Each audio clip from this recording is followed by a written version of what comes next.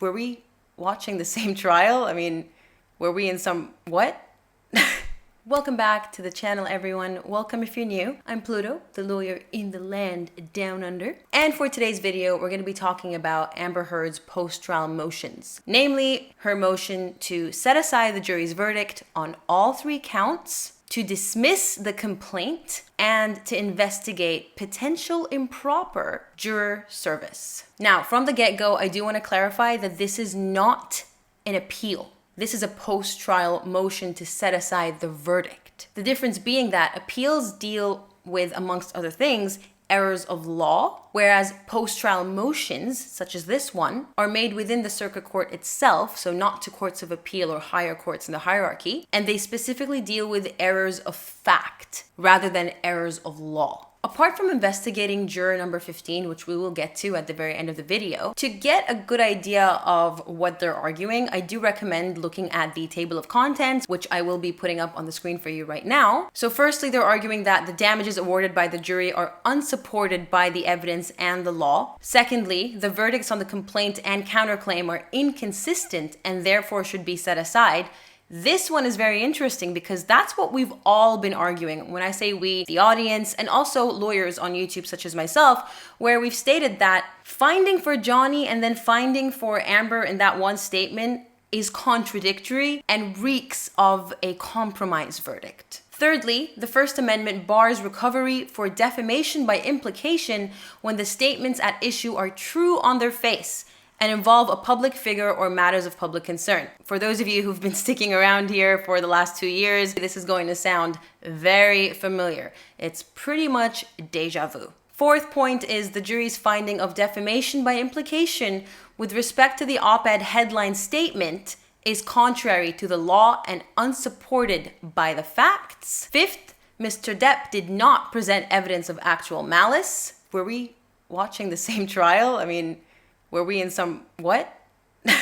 Sixth, Mr. Depp did not present sufficient evidence to support a finding of defamation by innuendo. And finally, seventh, the court should conduct an investigation of juror number 15 and whether jury service was proper and due process was protected. All right, let's tackle the first argument, which is that the damages awarded by the jury were excessive and not supported by the evidence or the law. If you would all remember, which I'm sure you do, the jury awarded Johnny Depp $10 million in compensatory damages and $5 million for punitive damages. For those of you who may not know, compensatory damages are damages that are awarded to compensate the plaintiff for what they've suffered as a result of the cause of action being defamation in this instance. And punitive damages are awarded to punish the defendant. Now, Virginia does have a cap for punitive damages, and so this amount of $5 million was brought down by the judge immediately to $350,000. As I said, Amber's team is arguing that this was far too excessive. They cite the Virginia Code and state that where damages awarded are too small or too excessive, courts have the authority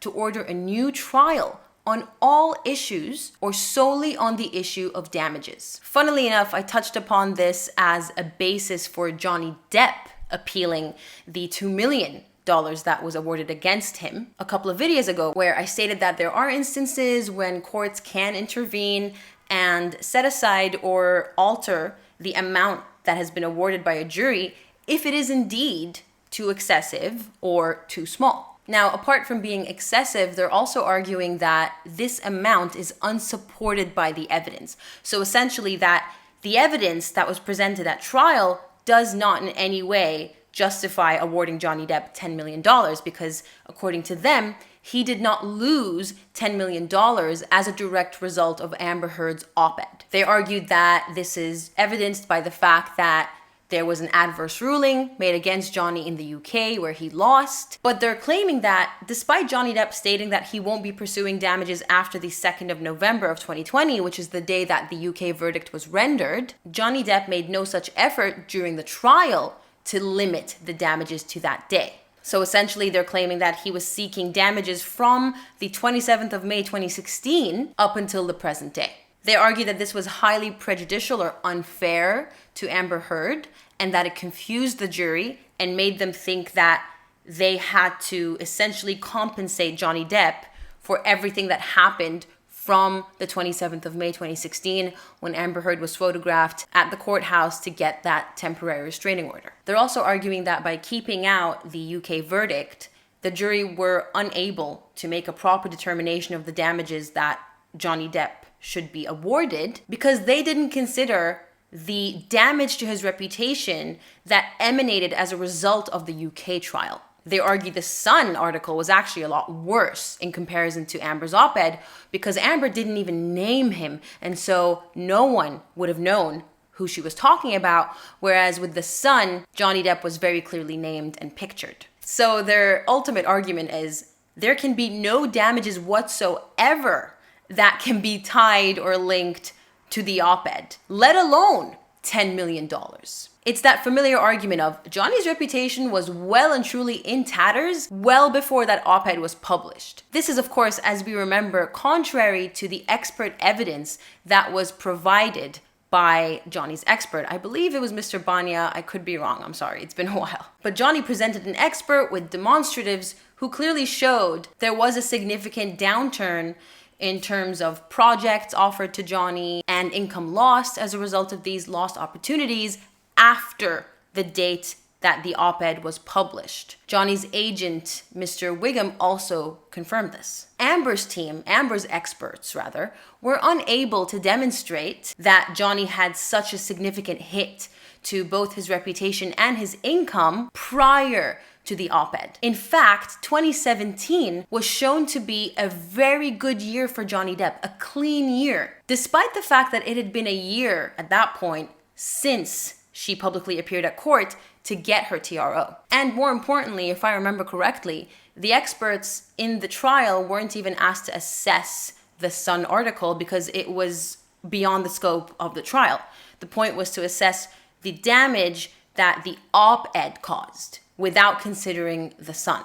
Now, this argument that I have on the screen for you, Part C, that states that Johnny is not entitled to damages for any conduct prior to the op-ed. This is where they argue that Johnny and his team kept bringing up the incidents of 2016 and provided evidence and testimony supporting the fact that Johnny's life was severely negatively impacted by the TRO, let alone the op-ed. They're arguing that this is well beyond the scope of the trial and the complaint because it all boils down to the op-ed. So they're arguing that that was highly improper, and as I said earlier, that misled the jury, they confused the jury, and they basically made the jury award Johnny far more than he was entitled to because they included those, I suppose, 2.5 years prior to when the op-ed was published. Now, here's my rebuttal to this argument. You cannot, in any logical sense, approach the op-ed without going 2 years back prior to the op-ed and talking about what happened then.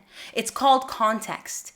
And Virginia case law and common sense supports the notion that you need context more so in cases of defamation by implication.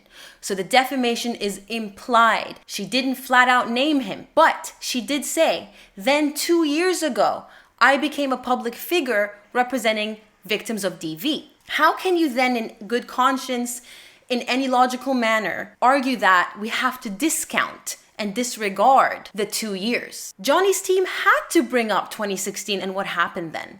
Because how would they have been able to show the jury that this was clearly about Johnny Depp? I mean, of course, we already have evidence from Terrence Doherty from the ACLU, who literally said, we wanted to name Johnny Depp. We all knew it was about Johnny Depp. Other publications named him after we published our op-ed, and we were put off by that because they were going to get more clicks and more attention. We've also heard from Johnny's agent and how executives, everyone in the industry, knew that this was without a doubt about Johnny Depp.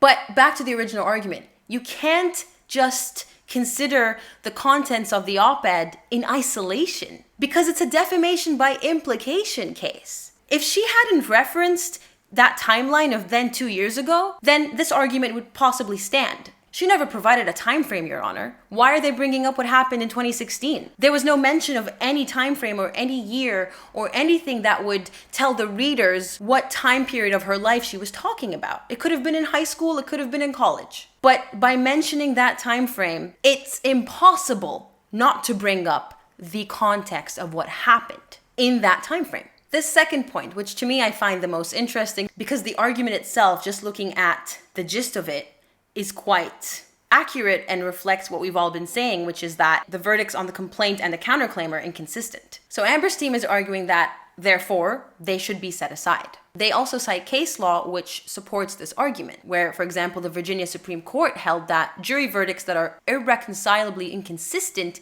cannot stand. But this is where they're trying to be misleading and, honestly, false. They argue that the jury's finding for Ms. Heard amounted to them accepting that she did not lie about being a victim of DV. That's not what the jury found. We've discussed the second statement made by Adam Waldman in great length over the past few videos. What the jury found to be defamatory and made with actual malice is the statement that Amber and her friends staged the crime scenes after consulting with Amber's lawyer, Samantha Spector, and before calling the cops the second time round. That's what the jury found to be defamatory. The first and third statements were not found to be defamatory, and in both of these statements, Adam Waldman stated that this was a hoax. So the jury didn't accept that Amber was a victim. In fact, if the juror who came forth and spoke to GMA a couple of weeks back is to be believed, he stated that she was clearly the aggressor.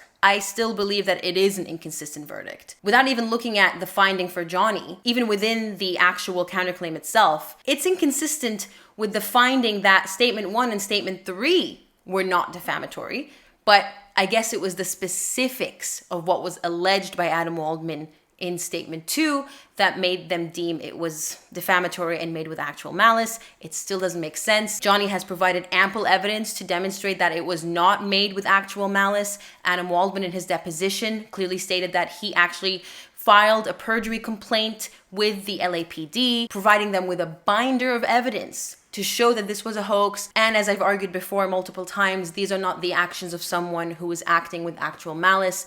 These are the actions of someone who is acting with a reasonable belief that what they are alleging is true.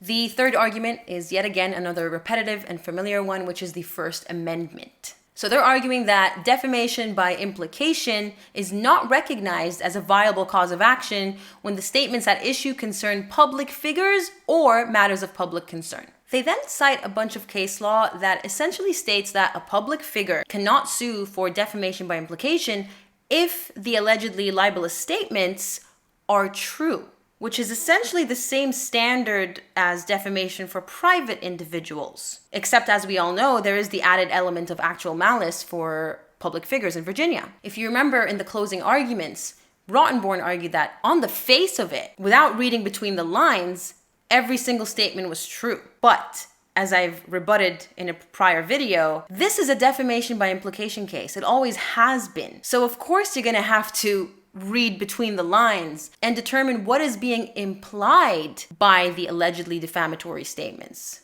That's the whole point. Since this was a defamation by implication case, one cannot argue that you meant to just look at it on its face. That defeats the entire implication aspect of the case. And furthermore, looking at the case law that they're citing, almost every single one of them states that these statements are protected only if they are true, which mirrors Virginia's anti-SLAPP statute, which clearly states that this protection afforded by the First Amendment, regardless of whether it's about issues of public concern or about public figures, is only afforded if the statements are not made with actual malice. And this is what was determined in trial already.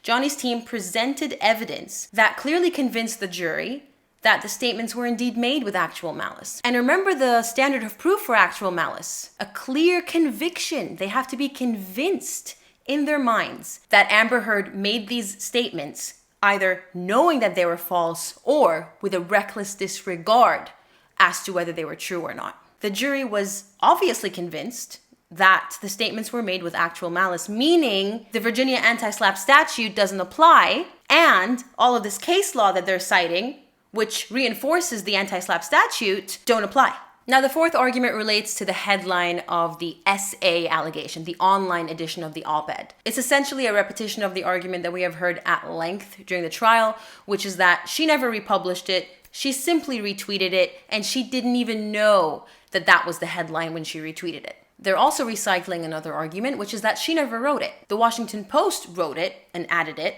without really getting any input from her. And so they're arguing that because she didn't write it, she can't be held responsible for it. Now, this all comes down to whether the jury found that retweeting a link amounted to republication. Clearly, they thought so. And they also clearly found that she approved of the headline because her name was attached to it. It was up to the jury to determine whether it was believable that she had no idea. And clearly they found that it was not believable. I think it would be pretty far-fetched to argue that she was unaware. Ironically, if she never retweeted it, and then Johnny sued her just simply because that was the online version and it was up for the world to read, it would still be a stretch, but she could have argued she didn't know about it. But because she retweeted it, it just makes it all the more unbelievable. Now, in terms of whether retweeting constitutes republication, again, this is something that was looked at extensively during the trial. It's nothing new. And this was also contained within the verdict form and the jury instructions. It was defined. It was explained to them. They made their decision. They arrived at the verdict by taking this argument into account. And they found that in this instance, it amounted to republication. The fifth argument is that Johnny failed to provide evidence of actual malice.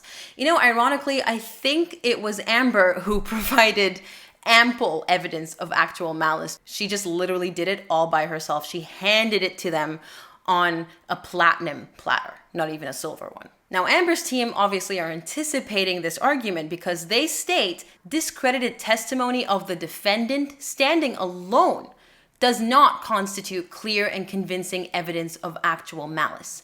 Rather, the plaintiff must present affirmative evidence that the defendant acted with the requisite state of mind. So they're saying that it's not enough that the jury found her unbelievable, they found her not to be credible. Johnny had to actually prove actual malice. The way I remember it, Johnny's side did provide ample evidence. All the photographs that proved that she was never injured. All of the eyewitness testimony from independent witnesses. I understand that most of the witnesses were either paid employees, friends, family, but let's focus on the independent ones.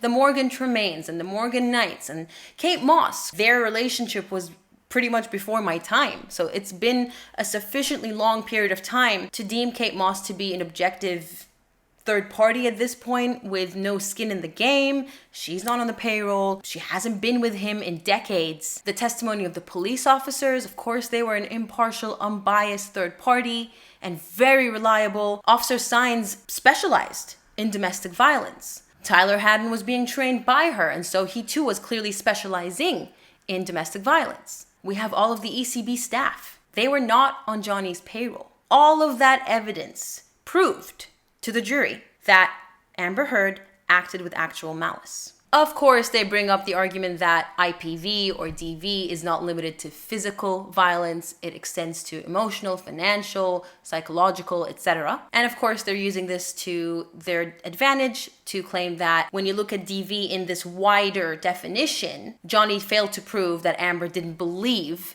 that she was abused in these various forms. But as I said, the jury clearly thought otherwise. They're also arguing that Johnny failed to prove that any reader could reasonably infer that she was talking about Johnny Depp in the op-ed because of the fact that he was never named. They start off by specifically targeting the SA allegation. They're stating that Amber never once accused Johnny of SA before the UK trial, which is the first time that it came up, but it was confidential. So we as the public didn't have access to anything in relation to those allegations. But because she had never publicly made any such allegations against him, one cannot reasonably infer that she was talking about Johnny. Now, it is worth mentioning that the jury were instructed specifically to consider the title as a standalone statement in isolation and not within the context of the body of the op-ed. But this kind of links me back to an argument I made in a previous video, which is she says in the body that she kept quiet when she was younger and SA'd and that she never really spoke up. In the title, she says, I spoke up against SA. And we know that she only spoke up 2 years prior to the op-ed, which is when she was in a relationship or right after the relationship with Johnny Depp. And so one can infer that she spoke up when Johnny did it to her, but she kept quiet when she was younger. They're also arguing that the events of May 2016 were too far off. Too much time had elapsed until the op-ed was published. So because of the lapse of time between the two incidents, he can't claim that what she did in 2016 can be used as context. I've already provided arguments as to why this cannot, it's just so illogical to even argue that you have to disregard what happened in May 2016 because too much time had passed. It's ridiculous, especially when, as I said, she has that clear marker and that clear nexus in the op-ed in the form of then 2 years ago. It's impossible to disregard what happened 2 years ago if the op-ed itself clearly references that time frame. They also argue that any statements made by Amber during the judicial proceedings in connection with the TRO and the divorce can't be used to implicate her. Now, this references a defense to defamation, which is absolute privilege. Anything that is said within judicial proceedings or in connection to them, for example, a witness statement that you're preparing or a deposition, cannot be used against you.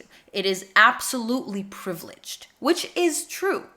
But photographs of her leaving the courthouse with a bruise on her face are not absolutely privileged. Those photos are a matter of public record. And she invited the public and invited TMZ, as per Morgan Tremaine's testimony, to photograph her and put these photos out in the public domain.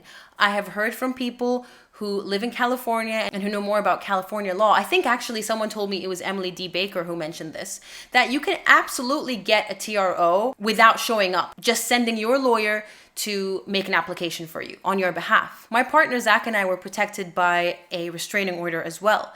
And we didn't have to show up to court when the police successfully made an application for one on our behalf. The defendant had to show up, but we didn't. So it's the same here in Australia as well. So they're trying to use this argument, this defense rather, of absolute privilege and connect it to then 2 years ago, I became a public figure. Again, this is a very weak attempt, in my opinion. It is a very weak legal argument, and I just can't see it standing. They've tried this before, by the way, in pre-trial motions, and it failed. Johnny isn't referencing things that she said within that hearing. It was an ex parte hearing, which means that only one side was present. Johnny's side were not present. But Johnny's not attempting to get court transcripts and say that, look at what she said in this hearing, in this TRO hearing. That's a lie. And you should find that she defamed me because of what she said in this transcript during that hearing, where I wasn't there to even defend myself. The issue here is what she said in the op-ed. Whatever she said in the op-ed is not protected by absolute privilege. In fact, if you were involved in a case and you made statements in connection with that judicial proceeding, let's say you were in a hearing or a trial and you made allegations against someone, if you repeat those allegations outside of court, you can still be liable for defamation, because repeating what you say outside of these judicial proceedings is not covered by absolute privilege. Finally, we have the seventh argument, which is that juror number 15 needs to be investigated. So they're arguing that this juror potentially improperly served during the trial. The basis of this argument is that on paper, the juror claimed to have been born in 1945. Upon the jury arriving for trial, it was clear, according to them, that they were far younger, and that based on publicly available information, the juror was actually born in 1970. So they're arguing essentially that the juror that showed up is not the juror that was randomly selected initially. Now, any error of information, such as a wrong date of birth, for example, pertaining to a juror, does not constitute a sufficient grounds for a mistrial, nor does it count as a grounds of appeal. But if you look at the footnote that I've put up on the screen now, they're arguing that it's not about the error of the date of birth. It is the potential that juror 15 was not, in fact, the same individual that the court assigned as juror 15, or was not verified by the court clerk's office. This is what they're arguing happened and what would warrant setting aside the verdict and ordering a new trial. So it's an imposter juror. It's not the one who was initially polled. And as a result, they're arguing that Amber's due process, as everyone is entitled to, was compromised. One thing I will say is that both sides had the opportunity to conduct a voir dire examination of the jurors. And the jury would be examined under oath in this voir dire, by the way. In this voir dire, the lawyers, including Amber's lawyers, of course, could ask the jury questions to identify any bias, any relation, any information that would be relevant in determining whether they're suitable to serve as a member of the jury panel. So I would have assumed that when this voir dire was conducted, Amber's team had the opportunity to examine the jury, to question them, to determine any bias, and also to maybe notice that juror number 15 was a lot younger than the date of birth that was listed. It's just a bit strange because I think they seem to be arguing that it was post voir dire that the juror seemed a lot younger, but during the voir dire, they were the correct juror. I'm not sure, to be honest. I just wanted to clarify that it's not like the lawyers show up and just see the jury for the first time when the trial starts. They were instrumental in picking the jury. That's it for this video. I really hope that I helped you understand the arguments that have been put forth, the basis on which they're grounded, and the rebuttal arguments that I've included every now and then. I don't see this succeeding. I really don't. I think Judge Ascarate did a stellar job, and I think it was clear from the hearing on the 24th of June that she was finished with this case. She was done with it, and she just wants to hand it off to the Court of Appeal, and they can do their thing. Clearly, Amber doesn't want to pay the bond, the appeal bond of $10.35 million, which is why she's attempting this first. Obviously, this is not an appeal, as I mentioned earlier. But as I said, this is a very repetitive motion, to be honest. And it's failed before. I'm not sure about the juror number 15 discrepancy and whether that's going to be investigated at least. But other than that, nothing new, all been defeated before. And this is essentially someone who is just simply unhappy with the verdict that was unanimously arrived at. All right, I'll end it there. This was a very long one to make. Amber's team is not known for their brevity, I'll tell you that. Johnny's team is. But yes, if you enjoyed this video and found it informative, please hit that like button and join us by subscribing. We would love to have you. And we will see you in the next one. Take care, everyone. Stay safe. Until next time, bye-bye.